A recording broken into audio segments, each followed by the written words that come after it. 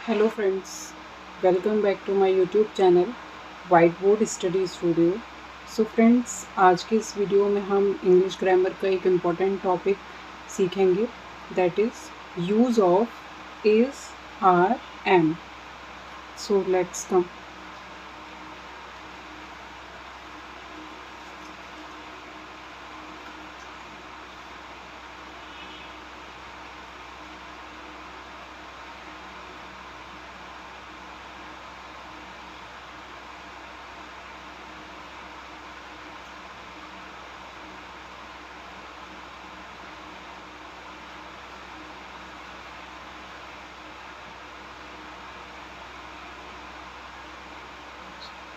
Is, are और am, ये तीनों एक तरीके से हेल्पिंग वर्ब होती हैं जो कि हम सिंपल सेंटेंस बनाने में यूज़ करते हैं।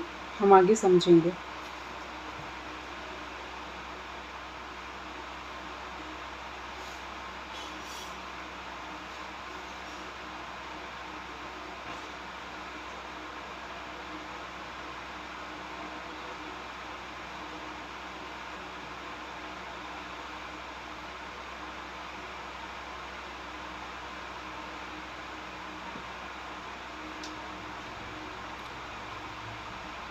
ये हेल्पिंग वर्ब हम नॉर्मली जो सिंपल प्रेजेंट सिंपल सेंटेंसेस बनाने के लिए जो हम कह सकते हैं, एक तरीके से इंग्लिश की बेसिक लैंग्वेज जब भी हम सॉल्व करते हैं या फिर आपस में बोलते भी हैं, तो एक तरीके वो हम बाद में सीखेंगे। जो जो एक तरीके से डिफरेंट जो टाइप्स हैं टेंस के, वहाँ पे हम अलग सीखेंगे ये किस तरीके से हेल्पिंग वर्ब में इज़ आर एम यूज़ किया जाता है।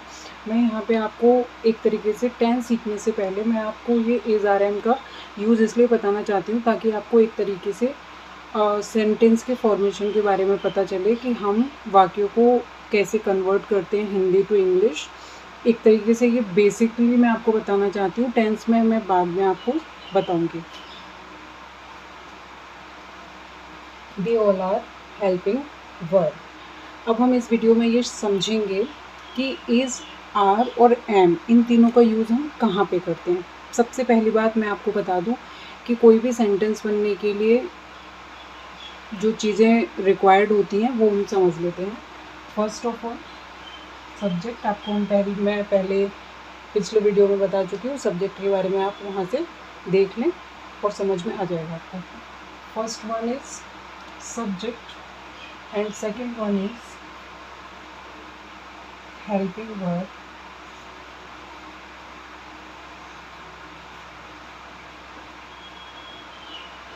प्लस उसके बाद में हम वर्ब इसका यूज़ करते हैं।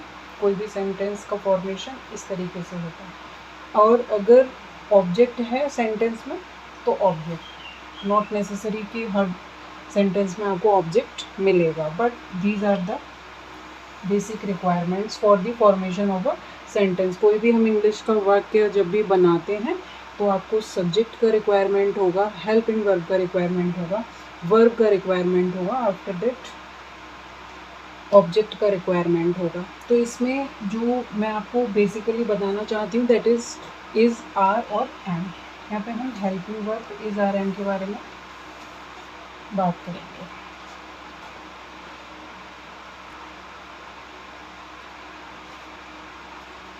यहाँ पे हम समझ लेते हैं helping verb is, are, am use का, इस आर और एम का यूज़ हम कैसे कैसे और कहाँ कहाँ करते हैं। बेसिकली समझेंगे, आपको समझ में आ जाएगा कि एक्चुअली अगर टेंस से पहले आप अगर इस इज़, आर, एम का यूज़ सीखेंगे तो आपको वहाँ पे ज़्यादा प्रॉब्लम नहीं होगी टेंस सीखने में। So first we will talk about I. I normally सब जानते हैं, आई मीन्स मैं मतलब ये एक तो होता है पानी में, कुएं में, तालाब में। ये मैं means subject of the sentence, कोई भी काम करने वाला। तो हम समझ लेते हैं I, we, you, they, he, she, it. इसके बारे में हम पहले समझेंगे। दूसरा समझेंगे singular subject and plural subject के साथ में हम किस तरीके से यूज़ करते हैं। सबसे पहले हम समझ लेते हैं ताकि ये एक्सक्लूड हो जाएगा, फिर बचेगा आर और is. First one I means होता है मैं एक तरीके से सिंगुलर सब्जेक्ट है। जब कभी भी हम बात करते हैं नॉर्मली टेंसेस में इसको प्लूरल में यूज़ किया जाता है। जैसे हम आगे पढ़ेंगे वहाँ पे आई के साथ में शेल का यूज़ होगा, आई के साथ में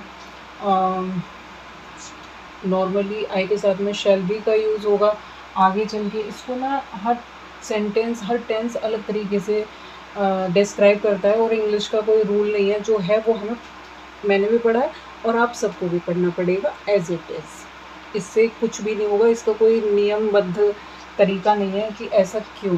ये हमने भी पढ़ा है, आप सब ने भी पढ़ा होगा और हम सब ऐसे ही पढ़ते रहेंगे आगे तक। आई मीन्स मैं के साथ में हम यूज़ करते हैं एम का,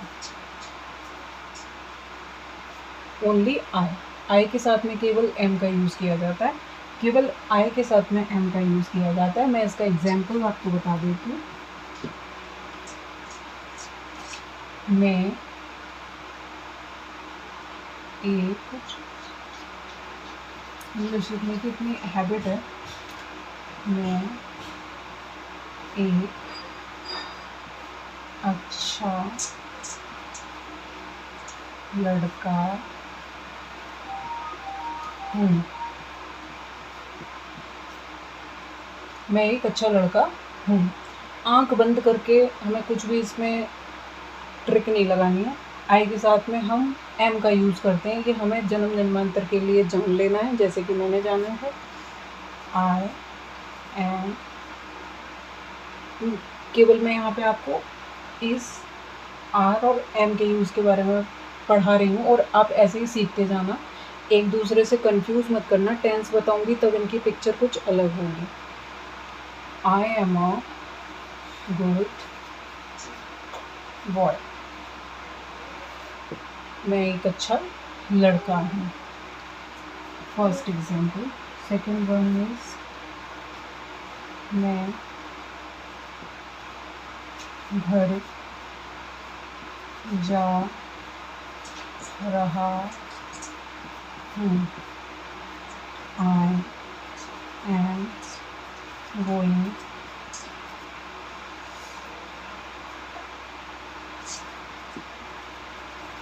to school. Is that clear? I think it is clear now. अभी हमने आई के यूज़ के बारे में तो पढ़ लिया, ये तो एक्सक्लूड हो गया। समझ लेना है आई जहाँ भी आएगा हमें आँख बंद करके एम का यूज़ कर लेना है। जब भी इज आर और एम के यूज़ की बात आएगी तब, हमेशा नहीं, because it varies tense to tense.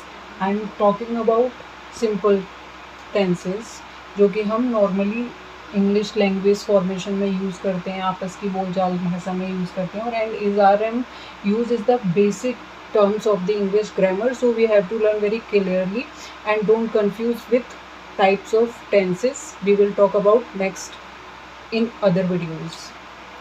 I think it is visible to you. Please take a screenshot of this. Next we will go, आगे हम चलेंगे। ये मुझे रब करना पड़ेगा क्योंकि फिर आपको विजिबल नहीं रहेगा। साइड वाइड में लिखना ठीक नहीं है क्योंकि फिर वो सीरीज़ ख़राब हो जाएगी। तो मैंने आपको 2 एग्जाम्पल्स बताए।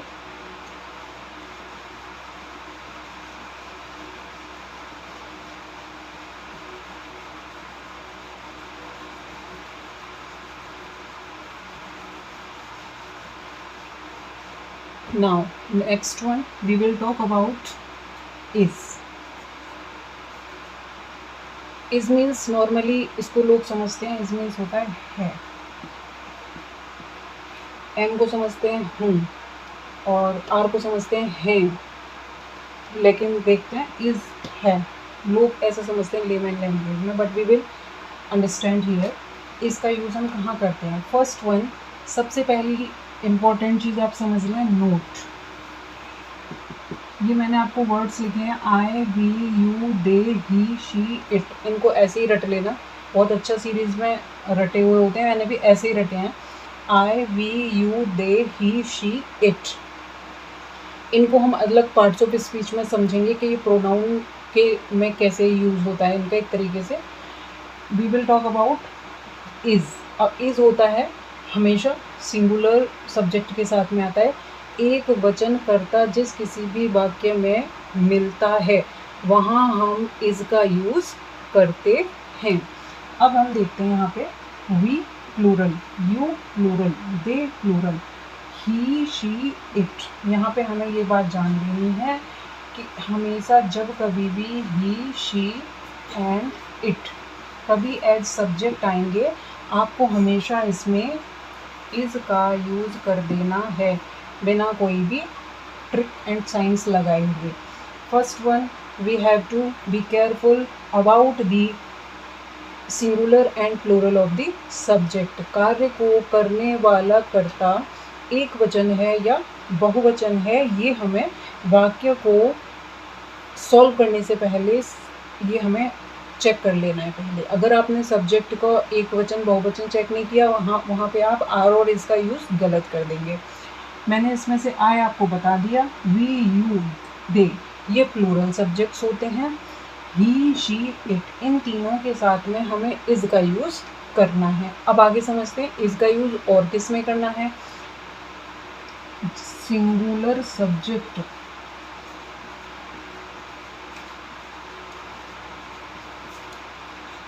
जहाँ भी आएगा हमें इज़ का यूज़ करना है। अब आप कहेंगे सिंगुलर सब्जेक्ट क्या होते हैं? इसको हिंदी में कहते हैं एक वचन कर्ता। समझ रहे होंगे आप इससे कि जो भी करता है वो सिंगल है, सिंगुलर है, एक वचन है अपने आप में। सेंटेंस पढ़ते ही समझ में आ जाता है कि सेंटेंस वाक्य में जो करता है वो एक वचन है या फिर बहुवचन है।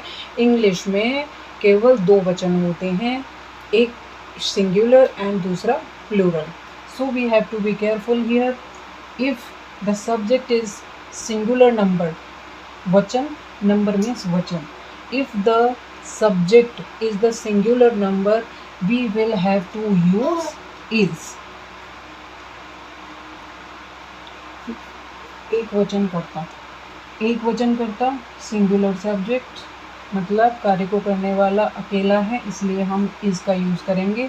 अब हमने समझ लिया कि इज़ का यूज़ हम ही, शी, इट और सिंगुलर नंबर के साथ में करते हैं। ही, शी, इट तो आपको एक तरीके से रट लेना है कि इसके साथ में हमें हमेशा इज़ का यूज़ करना है। दूसरा सिंगुलर सब्जेक्ट होता है एक वचन, जिसको हम एग्जाम्पल में देख लेते हैं।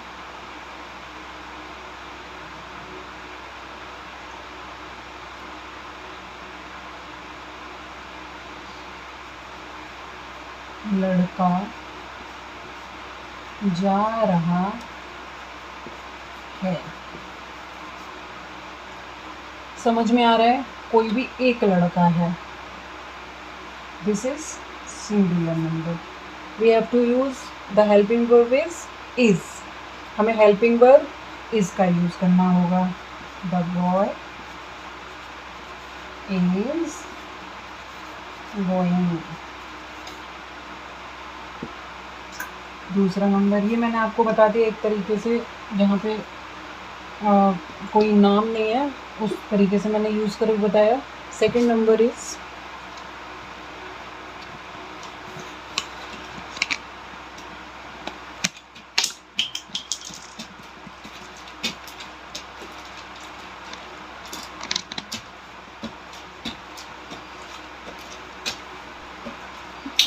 सॉरी, कैप गिर गया था, कैप उठाया मैंने, बिकॉज ये एटिकेट में काउंट होता है। जब कभी भी आप अपने पेन का यूज़ करें, उसके कैप का बहुत ध्यान रखें। उसका कैप खोना नहीं चाहिए, और खोएगा कब नहीं, जब हम अपने पेन के पीछे इसमें लगा देंगे।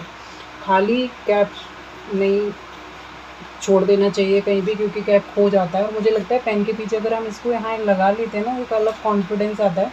दैट्स वाई ये मेरा नेचर में काउंट है कि मैं जब तक मेरे कैप के जब तक मेरा पेन के पीछे कैप नहीं होगा ना, मैं लिख नहीं सकती। सो हियर सीता एक सीता अच्छी लड़की है। दिख रहा है आपको? सीता, क्योंकि सीता अकेली है, किसी का नाम होना समझ लो सब्जेक्ट सिंगुलर है, इसलिए Sita is a good girl. किसी का नाम आ जाए समझ लीजिए सिंगुलर सब्जेक्ट है। ही शी इट आ जाए समझ लीजिए सिंगुलर सब्जेक्ट है। द बॉय यूज़ हो रहा है यहाँ पे, लड़का साफ से पता चल रहा है कोई एक लड़का है, हमें इसका यूज़ कर देना है, सिंगुलर नंबर है, कोई भी नाम आया है सिंगुलर नंबर है, that's why we will have to use confidently is here because is used only with singular numbers subject in the sentence, and we will have to care for this, and we have to identify very clearly the number is singular or plural, and it has been recognized and it is very clear seeming in the सेंटेंस। आपको clearly दिखेगा कि ये singular number है या फिर plural number है, इसमें आपको कंफ्यूज नहीं होना है। किसी का नाम है सिंगुलर नंबर है, ही शी इट है सिंगुलर नंबर है, और अगर किसी का नाम नहीं है, लड़का लड़की औरत आदमी घोड़ा गाय, आप सब चीज़ें समझें ये सिंगुलर है या फिर प्लूरल है। एस जिसके पीछे नहीं आएगा, एस लगता है तो प्लूरल नंबर हो जाता है, ई एस लगता है प्लूरल नंबर हो जाता है। जहाँ एस या ई एस का यूज़ नहीं होता वो सिंगुलर सब्जेक्ट होते हैं, जैसे कि द बॉय, अगर मैं यहाँ पे एस कर दूँगी ये प्लूरल नंबर हो जाएगा और हमें यहाँ पे आर का यूज़ करना पड़ जाएगा। मैंने आपको 2 एग्जाम्पल्स दिए, I think it's very clear. अगर कोई भी डाउट हो आप मुझे कमेंट बॉक्स में ज़रूर पूछें, क्योंकि मुझे ना भागना नहीं है, बहुत क्लियरली आपको समझाते हुए चल रहा है, that's why I am telling you about is are am use. This is indirectly also part of the types of sentences also, but मुझे ऐसा लगता है कि एक बेस क्लियर होगा आपका जब भी हम सेंटेंस बनाने शुरू करेंगे, अदरवाइज़ बहुत मुश्किल हो जाएगा। इसलिए आप is are am use simple sentence के लिए हमें सीखने ज़रूरी हैं। नाउ ये आप इसका स्क्रीनशॉट ले सकते हैं, ये मुझको रब करना होगा।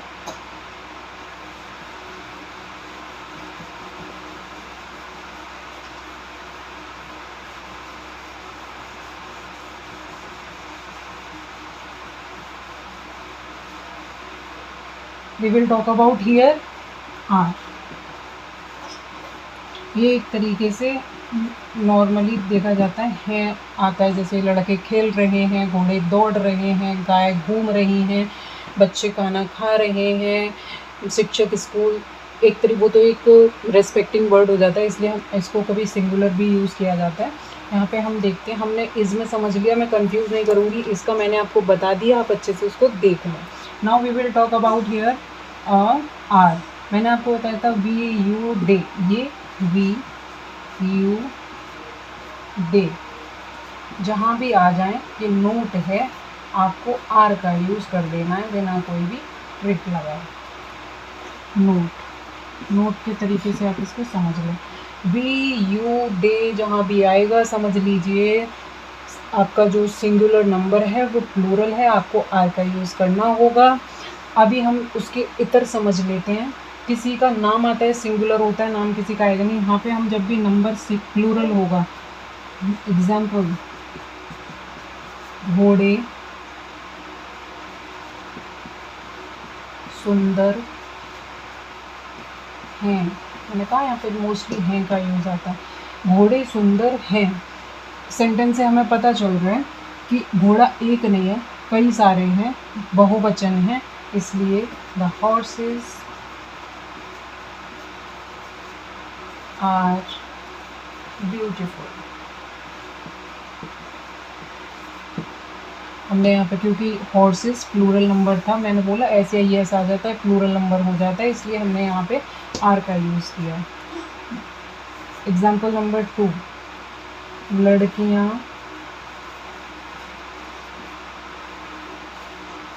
होशियार हैं। बुरा मत मानना, लड़के भी होते हैं। द गर्ल्स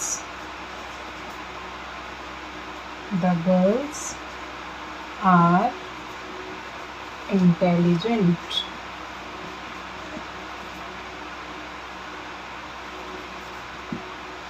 जहाँ पे भी एस या एस आ जाएगा सब्जेक्ट में, नंबर प्लूरल हो जाएगा, और प्लूरल हो जाएगा तो आर का यूज़ होगा। आर का यूज़ आप समझ रहे होंगे, जहाँ भी प्लूरल नंबर है आर का यूज़ करेंगे।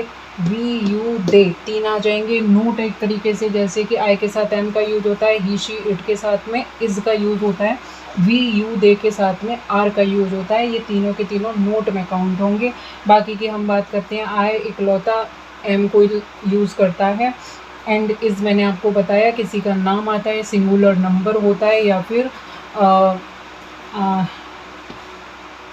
ही शी इट होता है, वहाँ हम इज़ का यूज़ करते हैं। प्लूरल नंबर जहाँ भी होगा वी यू दे आएगा, आर का यूज़ होगा, ये नोट है। दूसरा, जब भी नंबर सिंगुलर ना हो, प्लूरल हो, एस या एस का यूज़ हो रहा हो, सब्जेक्ट आप पहचानना पिछले वीडियो से सीखेंगे, मैंने उसमें बताया है, आप अच्छे से समझ सकते हैं।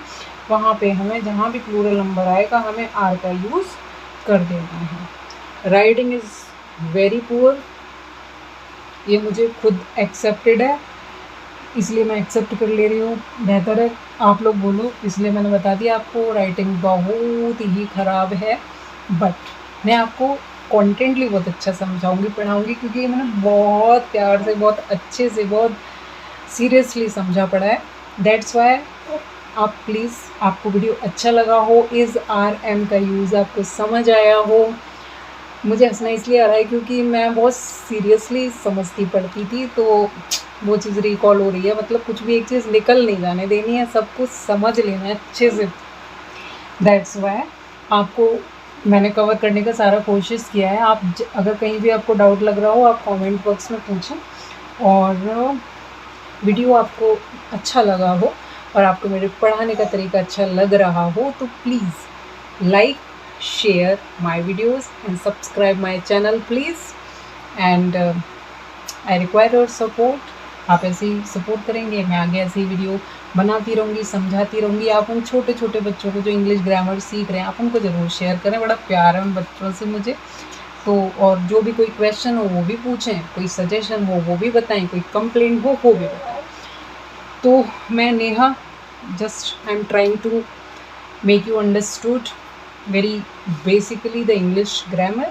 We will also talk about Hindi grammar, but first we will have to take English grammar because this is my favorite subject।